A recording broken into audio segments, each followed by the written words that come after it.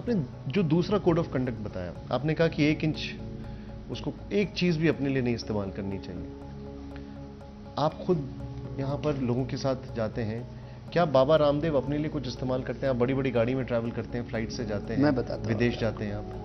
Flight में तो बैठना पड़ेगा जब आपको यात्रा करनी है। और वो अपने कोई, आज तक मैं जिंदगी में कहीं घूमने के लिए नहीं गया, सैर सपाटे के लिए नहीं गया, कोई अय्याशी के लिए नहीं गया, वो तो प्रश्न ही नहीं होता। वो तो प्रश्न नहीं होता। तो अब गाड़ी, मैं स्वदेशी गाड़ी में चलता हूं, मैं BMW में नहीं चलता, मैं मर्सिडीज में नहीं चलता, बैठता ही नहीं। मैं स्कॉर्पियो, सफारी जैसी गाड़ियों के अंदर ही चलता हूं, स्वदेशी गाड़ी में चलता हूं। मैं 500 बातों के ऊपर आता हूं वापस, जो मैंने बताई मैं उसको जीता हूं। पहले मैंने कहा कि साधु को महिलाओं से एकांत में नहीं मिलना चाहिए, सब जानते पालन करता हूं। दूसरा मैंने कहा 1 इंच जमीन 1 रुपए साधु को अपने लिए इस्तेमाल नहीं करना चाहिए, जो दान का उसको सेवा में लगाना चाहिए। मैंने बैंक अकाउंट खुलवाया नहीं, 1 इंच जमीन अपने नाम रजिस्ट्री करवाई नहीं। लेकिन आपको उसकी जरूरत ही कहां पड़ती है? आपके साथ तो इतनी लोग सेवा करने के लिए रहते हैं। इसीलिए तो है ना, वो है ही इसलिए, सेवा करने के लिए है, तो सेवा करो ना, अपने नाम कराने की क्या जरूरत है? मैं चाहता तो अपने सभी आश्रमों का नाम स्वामी रामदेव आश्रम, पतंजलि योगपीठ का भी, पतंजलि महर्षि पतंजलि को तो ठीक है, मैं तो उनको, क्योंकि हम तो उनके अनुगामी है ना, उनके जो है, मैं तो कहता हूं मैं तो अपने ऋषि मुनियों के नाखून के बराबर भी नहीं हूं। लेकिन मैं यदि पतंजलि योगपीठ की बजाय रामदेव योगपीठ रखता तो रामदेव योगपीठ के नाम से इसको जाना जाता। तो अपने नाम से कुछ चाहा नहीं ना। तीसरी बात कि मैंने कहा साधु का देख करके भी, परसेप्शन में भी, मैंने कभी, आपने देखा कभी दाढ़ी मूंछ बनवाए? कभी वो किया क्या, कलर किया? जैसा है वैसा है। फिर कभी कोई सेंट यूज किया? टीवी पर बैठता हूं तो कभी मेकअप किया? कभी नहीं। बल्कि जो है, मेरे साथ शायद आपका 10वां शो है, आज तक नहीं कराया आपने। तो एक वैसे बता रहा हूं। तो जब भाई, जब मैं जो कह रहा हूं उसको मैं जीता हूं। मैंने कहा कि जो, अब मान लीजिए लोग कहते बाबा जी टीवी पर तो करना ही पड़ेगा, अब मैं अपना ही रुमाल रखता हूं बीच बीच में, जब, क्योंकि जो है आप साधु हैं, सन्यासी हैं, तो थोड़ा आपके चेहरे पर तेज तो रहेगा, कैमरे के लिए फिर मुझे ऐसे पूछना पड़ता है, कैमरे के लिए तेज कम करना पड़ता है तो लेकिन अब वो लीप, आप बताइए, मैंने तो जो है ऐसा नहीं कहे तो मैं अकेला ऐसा करता हूं, हो सकता है कोई दूसरा भी साधु करता होगा, लेकिन मैंने आज तक जितने भी लोग टीवी पर बैठते हैं सबको मेकअप करते हुए देखा है। मैंने भी देखा। तो ये एक मेकअप एक प्रश्न है। मान लीजिए आज मेरे पास में किस चीज की कमी है, मैं चाहूं तो सिलावा कपड़ा पहन सकता हूं, लेकिन मैं बिना सिला कपड़ा पहनता हूं। मैं चाहूं तो जो है सोने चांदी के कपड़े पहन सकता हूं, आजकल वो झर्रियां झुर्रियां लगाते हैं। मैं एक साधारण सी बात कह रहा हूं। फिर बाबा रामदेव की टोटल जरूरत कितनी होती है?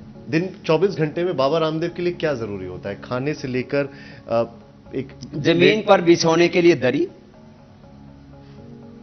और वो ना मिले तो मैं अपनी ये ऊपर की चद्दर नीचे बिछा करके सो सकता हूं। खाने के लिए कोई एक कटोरी सब्जी, 1 गिलास दूध या 1 गिलास छाछ या दही आदि, 2 बार, सुबह 1 बार 11 बजे, शाम को 1 बार 7 बजे के आसपास, और 5 घंटा औसत, 4 से 5 घंटा विश्राम के लिए वो, और फिर 18 घंटा सेवा। मैं पेन भी यूज करता हूं, तो 2 रुपए वाला, 5 रुपए वाला जो पेन आते हैं ना बिल्कुल सस्ते वाले, वो मैं पेन यूज करता हूं। मोबाइल पर करने का काम बहुत कम, जो कि बहुत जरूरी कोई संगठन और संस्थान से संबंधित कोई कार्य होता है। मोबाइल का खर्चा मुश्किल से 10-20 रुपए का आता होगा दिन का, मैक्सिमम कोई गिन ले तो, कोई किसी दिन बहुत लंबी बात कर ली हो किसी संदर्भ में, तो बहुत से सोशल पॉलिटिकल इशू होते हैं तमाम, 50 रुपए मान लो आप, मैक्सिमम बता रहा हूं। तो मेरा दिन भर का खर्चा जो है, मोबाइल को तो आप खर्चे में गिने, क्योंकि वैसे तो मैं अपने लिए जिसको यूज करता हूं, शायद जो है सरकार वाला जो गरीबी रेखा के नीचे वाला जो आंकड़ा है ना, उस तक मेरा गुजारा हो जाता है। 24 रुपए वो गांव में बोलते हैं। बाबा रामदेव जी, मुझे आज आपसे ये इसलिए पूछना पड़ रहा है क्योंकि मैं सिर्फ आपका इंटरव्यू इसलिए नहीं कर रहा हूं क्योंकि आप बाबा रामदेव हैं, या आपने एक सवाल बहुत बड़ा खड़ा किया है जो अच्छा सवाल भी है, लेकिन आज जिस तरीके से लोगों का विश्वास हिल रहा है, तो उसमें एक जरूरी ये भी हो जाता है कि उनके सामने कहीं ना कहीं कोई एग्जाम्पल खड़ा हो। हमारे सामने जो मेरा आपसे व्यक्तिगत तौर पर और लोगों के लिहाज से भी सवाल है, आपकी जरूरतें बहुत कम है, लेकिन आज जो हम देख रहे हैं, अगर कोई साधु बनना चाहता है तो उसके पीछे सोच ये होता है कि जिंदगी बड़ी आराम से कट जाए। आयाशी जी, ये साधु एक करियर ऑप्शन बनता जा रहा है, आपको ऐसा लगता है? देखो, घर में रहेंगे तो शायद पता नहीं गाड़ी मिले या ना मिले, यहाँ बड़ी बड़ी गाड़ियों का शौक पूरा कर लो। जिंदगी में कमाएंगे तो बहुत पूरा जो है पूरी जिंदगी बीत जाएगी, तब जा करके कहीं आप 25-50 लाख कमाएंगे। बाबा बन गए तो 50 लाख की 1 करोड़ की गाड़ी नीचे आ जाएगी। पहनने के लिए बढ़िया। अब ये मेरी खड़ाऊ जो है, इसमें निशान पड़ गए। ये 5 साल तक, शायद 5 साल तो हो गए होंगे इसको। अब ये शायद और 10 साल और 15 साल और चल जाएगी। कहीं कोई एक्सीडेंट में तोड़ दे तो अलग बात है, कोई गाड़ी चढ़ा दे, कोई पत्थर से डाल दे, कोई ऊपर से भूल से, तो अलग बात है। तो भाई मुझे तो सोना चांदी की भी खड़ाऊ देके गए, मैं पहन सकता था। मैं एक बात कह रहा हूं, भाई साधु बनना है तो साधु बनने का मतलब सुख सुविधा संसाधन प्रतिष्ठा यश नहीं, आपको कर्तव्य के साथ अपने धर्म का पालन करने की। जैसे सूरज प्रकाश देता है उसकी कोई अपेक्षा थोड़ी होती। आज हम अब सब कुछ दांव पर लगा के, हमें कितने लोग गालियां देते हैं, क्या लोग ठग महाठग से लेकर के हमको चोरू चक्का कहते थे, फिर भी हम लगे रहते हैं। हमारा कर्तव्य है इस देश के लिए, और अपनी मस्ती तो भगवान से, अपने को सुख तो भीतर से मिल रहा है, ऊपर वाले से मिल रहा है। तो ये जो हम मानते हैं कि वस्तु और व्यक्तियों से सुख मिलेगा, और वही सोच यदि सन्यास में रही और उसी चीज में लगे रहे तो फिर सन्यासी कैसे? तो यदि सन्यासी बनना है तो सारी इच्छाओं को मारना नहीं, विवेक पूर्वक उन इच्छाओं से मुक्त होना पड़ेगा। मेरा अगला सवाल, और ये मेरा इस पूरे इंटरव्यू का आखिरी पड़ाव है।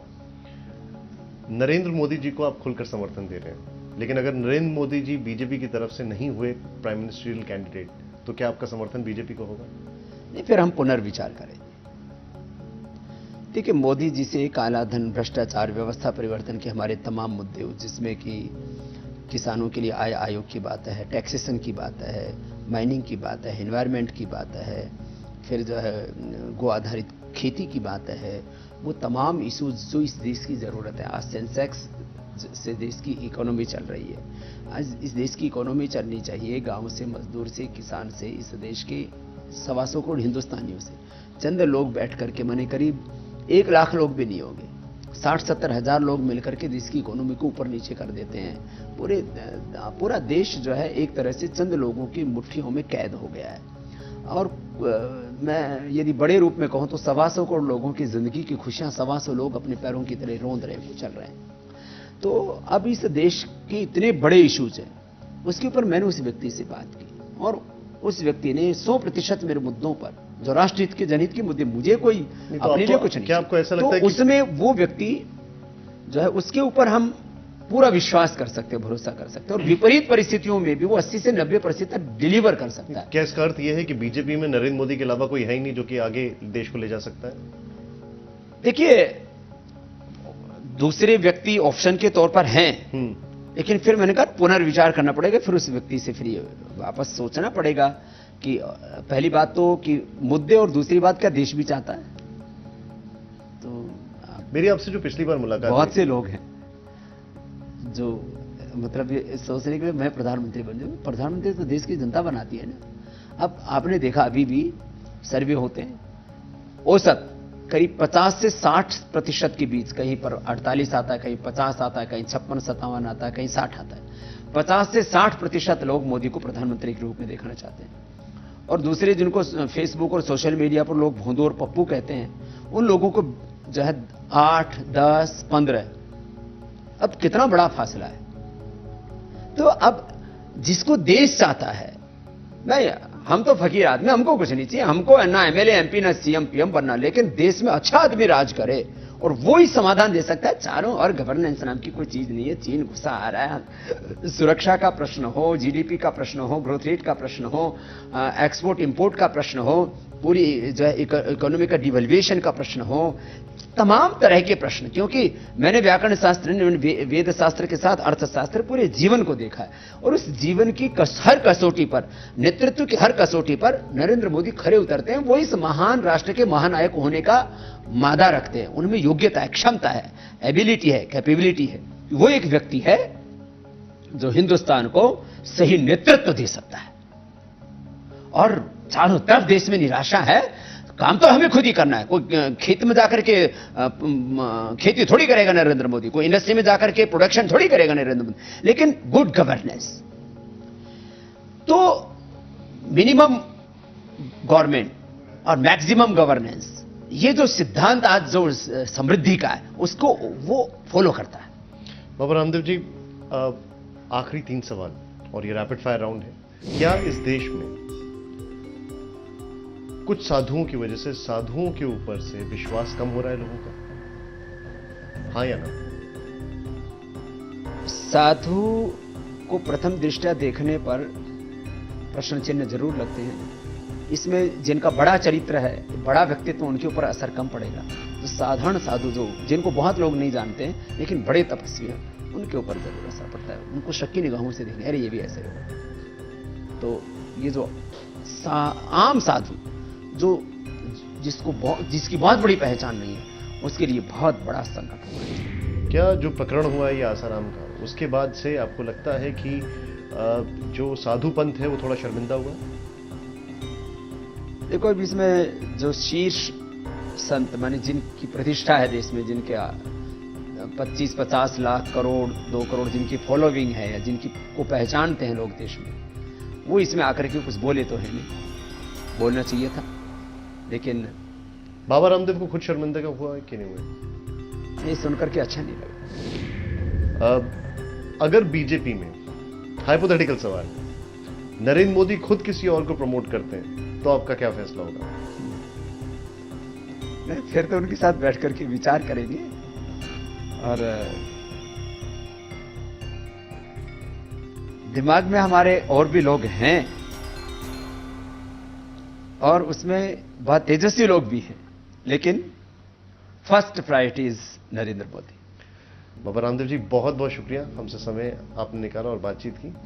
बाबा रामदेव इस वक्त हमारे साथ थे और बड़े ही साफ शब्दों में उन्होंने एक चीज कहा, वो ये था कि जिस तरीके से जो कुछ भी चीजें सामने आई हैं, साधु पंथ काफी हद तक शर्मिंदा तो हुआ है, कम से कम वो तो बहुत शर्मिंदा हुए, लेकिन कुछ कोड ऑफ कंडक्ट, और शायद पहली बार उन्होंने 5 कोड ऑफ कंडक्ट बताया और ये भी बताया कि वो अपने ऊपर कैसे उसको कैसे उनका खुद पालन करते हैं।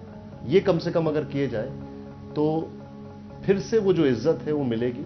वैसे भी मिल रही है कुछ लोगों को उनके काम की वजह से, लेकिन शायद और ज्यादा मिले। तो शुक्रिया निशांत, बहुत बहुत आपको धन्यवाद। और साधुओं को लोग शक की निगाहों से ना देखें, जांच पड़ताल जरूर करें। धर्म अंधा नहीं होता है, और जो अंधा होता है वो धर्म नहीं होता है। आप जो कर रहे हैं, आपके लिए बहुत बहुत शुक्रिया।